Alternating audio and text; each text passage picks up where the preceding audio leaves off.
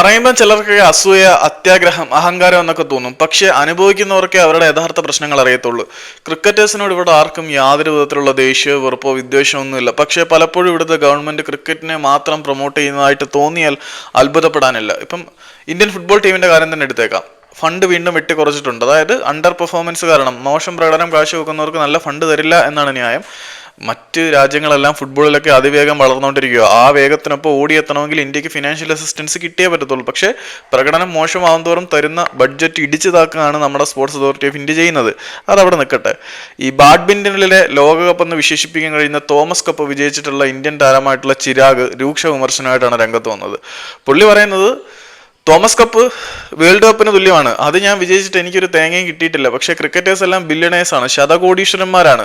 അവർക്ക് വീണ്ടും ഗവൺമെന്റുകൾ വലിയ വലിയ സപ്പോർട്ടുകൾ നൽകിക്കൊണ്ടിരിക്കുന്നു. BCCI 125 കോടി നൽകുന്നു. എന്തിനേറെ പറയുന്നു, മഹാരാഷ്ട്ര ഗവൺമെന്റ് കഴിഞ്ഞ ദിവസം 11 കോടി നൽകി അവർക്ക് വലിയ സ്വീകരണങ്ങളും കാര്യങ്ങളും ഒക്കെ നോക്കി. ഈവൻ ഞാൻ തോമസ് കപ്പ് വിജയിച്ചവനാണ്. വേൾഡ് ചാമ്പ്യൻഷിപ്പിന് തുല്യമാണ്. അതായത് വേൾഡ് കപ്പിന് തുല്യമായിട്ട് ബാഡ്മിന്റണിൽ കണക്കാക്കപ്പെടുന്ന സാധനമാണ് തോമസ് കപ്പ്.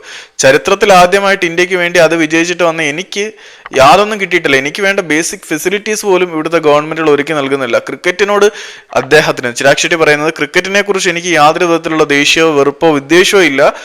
ക്രിക്കറ്റിന്റെ ഇന്ത്യയുടെ വിജയം ഞാൻ ആഘോഷിക്കുകയും ചെയ്തതാണ്. പക്ഷേ ഞങ്ങളോട് ചെയ്യുന്നത്, മറ്റു കായിക താരങ്ങളോട് ചെയ്യുന്നത് ഒരു അവഗണന തന്നെയാണ് എന്ന് ചിരാഗ് പറയുമ്പോൾ അതിനകത്ത് ഫുട്ബോൾ താരങ്ങളുടെയും ആരാധകരുടെയും മറ്റുള്ള സ്പോർട്ടിംഗ് ഇവന്റ്സുകാരുടെയും സങ്കടമൊക്കെ ചേർത്ത് വെക്കാം.